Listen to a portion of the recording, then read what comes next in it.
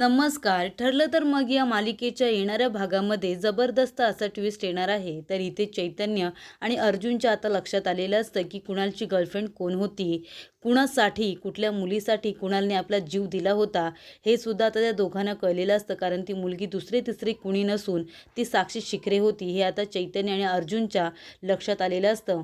कारण ते दोघं आणि त्यांच्याबरोबर सायली हे तिघंजणं कुणालच्या आईला आणि बहिणीला भेटायला आलेले असतात. आणि तिथे जेव्हा इन्शुरन्सचे पेपर इथे अर्जुन शोधत असतो, तेव्हा चैतन्याच्या हाती ती फाईल लागते. त्याच्यामध्ये साक्षीचे लव्ह लेटर आणि त्याच्यामध्ये साक्षीचा फोटोसुद्धा असतो. तर इथे आता अर्जुन आणि चैतन्य दोघेही साक्षीचा फोटो बघून थक्क होऊन जातात. तेव्हा चैतन्य म्हणत असतो, "अर्जुन, हे सगळं काय आहे?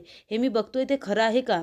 तेव्हा इथे आता खूपच जास्त इमोशनल झालेला चैतन्य खाली बसतो आणि रडायला लागतो. तो म्हणतो, "म्हणजे कुणालचं आयुष्य ज्या मुलीने संपवलं, ती मुलगी दुसरी-तिसरी कोणी नसून ती साक्षी शिखरेच होती. तू अगदी बरोबर बोलत होतास अर्जुन, की ही मुलगी तुला फसवेल. या मुलीवरती तू विश्वास ठेवू नको. तुझा विश्वासघात करेल, तुला रस्त्यावरती आणेल आणि खरंच त्या मुलीने तसंच केलंय. मला तिच्या प्रेमात एवढं वेडं करून ठेवलंय, की मला आता स्वतःची ओळख आहे की नाही हे सुद्धा मी विसरून गेलोय." तेव्हा इथे अर्जुन म्हणत असतो, की "बरं झालं ना त्या साक्षीचा खरा चेहरा तुझ्या आत्ताच समोर आला ते."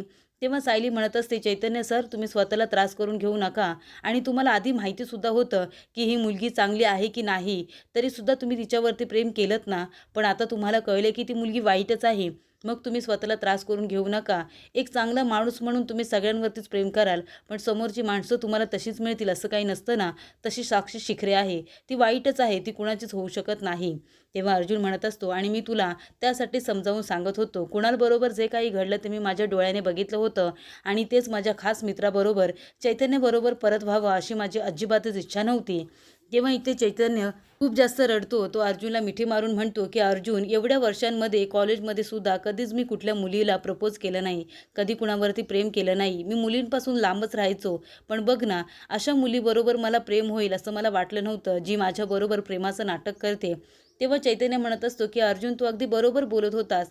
तिला ह्या मर्डर केसमधून फक्त बाहेर पडायचं आहे म्हणून ती माझा यूज करते. आणि तू असं सुद्धा म्हणाला होतास, की काय माहिती तू असा पहिलाच मुलगा नाही आहेस, कितीतरी मुलांना हिने तिच्या स्वार्थासाठी यूज केलं असेल आणि सोडून दिलं असेल, असं सुद्धा तू मला म्हणाला होतास. कदाचित त्याच्यामध्ये आपला मित्र कुणालसुद्धा होता. तिने स्वतःच्या स्वार्थासाठी त्याचा यूज केला आणि नंतर त्याला सोडून निघून गेली श्रीमंतांच्या मागे." तेव्हा इथे चैतन्य म्हणत असतो, की "अर्जुन, सांग ना, माझं कुठे चुकलं होतं रे? माझं चुकलं होतं. मी अशा मुलीवरती प्रेम केलं आणि ज्यामुळे तुला दुखावलं, माझ्या खास मित्राला मी दुखावलं आणि त्यामुळेच मला देवाने एवढी मोठी शिक्षा दिली. देव माझी परीक्षा घेत होता, की मी मित्र म्हणून कसा आहे, पण मी मित्र म्हणून वाईट निघालो ना अर्जुन." तेव्हा सायली म्हणत असते, "असं नका बोलू चैतन्य भाऊजी. तुम्ही मित्र म्हणून किती चांगले आहात ना, हे ह्यांना विचारा, मला विचारा, आमच्या घरातल्या सगळ्या लोकांना विचारा. सगळेजण तुमच्यावरती प्रेम करतात कारण तुमच्यासारखा माणूस कधीच कुठे कुणीच बघितला नसेल. एवढा जीवाला जीव देणारा, सगळ्यांवरती प्रेम करणारा, हसत खेळत राहणारा माणूस. पण त्या साक्षीला ते काही कळणार नाही. तुमच्या साध्या भोळ्या स्वभावाचा तिने गैरफायदा घेतलेला आहे. त्याच्यामुळे त्या मुलीसाठी तर तुम्ही रडत बसूच नका असं मला वाटतंय." तेव्हा अर्जुन म्हणत असतो, की "चैतन्य, सायली अगदी बरोबर बोलते. तू अशा मुलीसाठी रडतोयस का जिने तुला दुखावलंय? ती मुलगी तुझ्या आयुष्यामध्ये एवढी इम्पॉर्टंट आहे, आमच्यापेक्षाही जास्त?" तेव्हा चैतन्य म्हणत असतो, की "अर्जुन, मी त्या मुलीसाठी तुला दुखावलं, माझ्या सख्या भावाला, माझ्या जीवाभावाच्या मित्राला दुखावलं. मला माफ कर.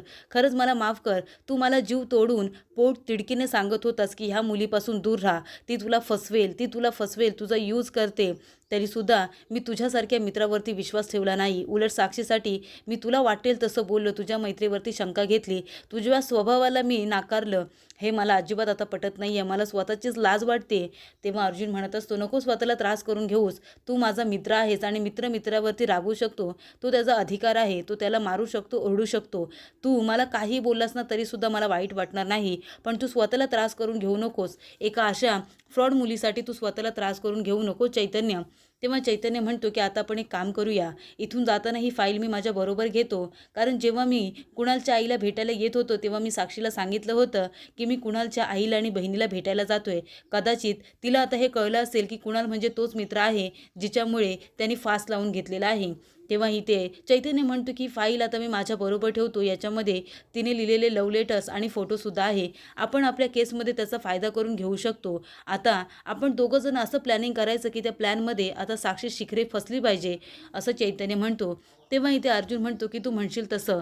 पण हे बघ, आता आपण इथून जाताना कुणालच्या आईला आणि बहिणीला सांगायचं, आपण इथून गेल्यानंतर साक्षी कधीही इथे त्यांना भेटायला आली तर तिला भेटू द्यायचं नाही आणि जरी ती आतमध्ये आली तरीसुद्धा तिला काहीही माहिती द्यायची नाही की आपण इथून काही कागदपत्र, विशालचे काही डॉक्युमेंट्स घेऊन गेलेलो आहोत, फक्त त्यांना भेटून निघून गेलो असं सांगायचं. तेव्हा चैतन्य आणि अर्जुन आता कुणालच्या आईला आणि बहिणीला सगळं काही व्यवस्थित समजावून सांगतात. त्यांच्या कानावरती ज्या गोष्टी नसतात त्यासुद्धा त्यांना सांगितल्या जातात. तेव्हा इथे कुणालची आईसुद्धा आता सतर्क राहते. तर इथे आता साक्षी वाट बघत असते चैतन्याची, कारण जेव्हा चैतन्य तिला म्हणतो की मी आणि अर्जुन आम्ही दोघंजणं कुणालच्या आईला भेटायला जातोय, तेव्हाच तिला धसका बसलेला असतो. नेमका हा कुठला कुणाल आहे तिला असं वाटत असतं, कारण तिच्यामुळे एका कुणालने जीव दिलाय ही बातमी तिला सुद्धा कळलेली असते. तेव्हा इथे साक्षी चैतन्याची वाट बघते आणि मग त्याला विचारते की तू कुठल्या कुणालला भेटायला गेला होतास. तेव्हा इथे कुणाल देशमुख असं नाव ऐकल्यानंतर आता साक्षी खूपच जास्त टेन्शनमध्ये येते, कारण तोच चैतन्याचा मित्र आहे असं तिला माहिती नसतं. तेव्हा चैतन्य म्हणतो काय झालं, तुझा का चेहरा उतरलाय. तेव्हा साक्षी म्हणते नाही काही नाही, तुझी आणि अर्जुनची मैत्री पुन्हा झाली आहे, तुमच्या दोघातले गैरसमज जेव्हापासून दूर झाले तेव्हापासून आपण भेटलो नाही आहोत ना, तेव्हा मी तुझी वाट बघत होते. आणि ती मिठी मारते चैतन्याला आणि त्याच्या मनातून काढण्याचा प्रयत्न करते. तेव्हा इथे चैतन्य तिला काहीही बोलत नाही. ती विचारते ही फाईल कसली आहे. तेव्हा चैतन्य म्हणतो काही नाही, अर्जुनने जरा एक केस स्टडी करायला दिले त्याची फाईल आहे. तेव्हा चैतन्य ती फाईल आपल्या हातामध्ये ठेवतो आणि तिला म्हणतो बरं चल, मला थोडं काम आहे, आपण निघूया का. तेव्हा इथे साक्षी म्हणत असते कसलं काम आहे तुला एवढं, मला भेटायचं सुद्धा नाही आहे का तुला आता. हे बघ अर्जुनने सांगितलं आहे का माझ्याजवळ जास्त बोलायचं नाही. तेव्हा चैतन्य म्हणतो असं काही नाही आहे गं, थोडं काम आहे म्हणून. तेव्हा इथे आता साक्षी खूपच जास्त टेन्शनमध्ये येते. तिला असं वाटतं की आता चैतन्य माझ्यापासून काही गोष्टी लपून ठेवतोय की काय. तर इथे अर्जुन सायलीला थँक्यू म्हणत असतो. तो म्हणतो की मिसेस सायली हे सगळं तुमच्यामुळे शक्य झालेलं आहे.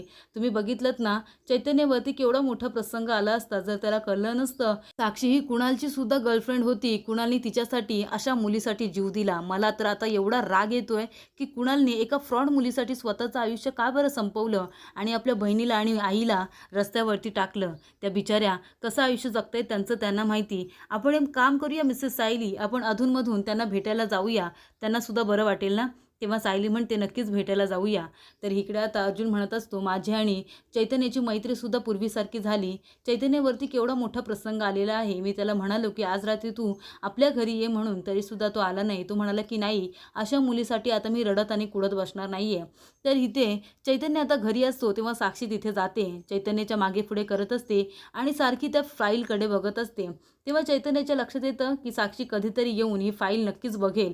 तेव्हा तो ती फाईल आता सकाळ सकाळ येऊन ऑफिसमध्ये अर्जुनला भेटतो आणि म्हणतो की काही कर, पण ही फाईल आता माझ्याजवळ नको, ही आपण थोडे दिवस ऑफिसमध्ये ठेवूया आणि तीसुद्धा आपण ऑफिसमध्ये ठेवून तिला लॉक करून ठेवूया. कारण साक्षी सारखी त्या फाईलमध्ये काय आहे हे बघण्याचा प्रयत्न करत होती. मी तिला दाखवून दिलेलं नाही आहे की मला तिच्यावरती आता डाऊट आला आहे आणि मला तिच्याबद्दल सगळं काही सत्य कळलं आहे, पण तरीसुद्धा मी तिच्याबरोबर अजूनही प्रेमाचं नाटक चालूच ठेवणार आहे आणि योग्य वेळ आल्यानंतर तिला सगळं काही ते कळणारच आहे.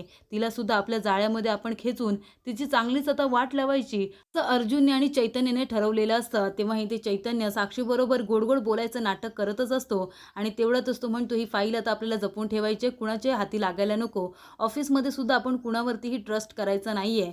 तर इथे आता अर्जुनने आणि चैतन्याने फुल प्रूफ प्लॅन केलेलं असतं, ते सुद्धा साक्षीला फसवण्यासाठी.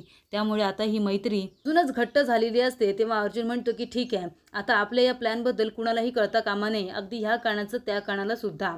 तेव्हा इथे चैतन्य म्हणत असतो की साक्षी स्वतःला खूपच जास्त हुशार समजते ना, पण तिला माहिती आहे तिने पंगा कुणाबरोबर घेतलाय, अर्जुन सुभेदार आणि चैतन्य गडकरी. आता हिच्या प्लॅनमध्ये हिलाच कसं फसवायचं ना ते बघच तू, असं आता अर्जुन आणि चैतन्य एकमेकांना सांगत असतात आणि आपली प्लॅनिंग सुरू ठेवतच असतात.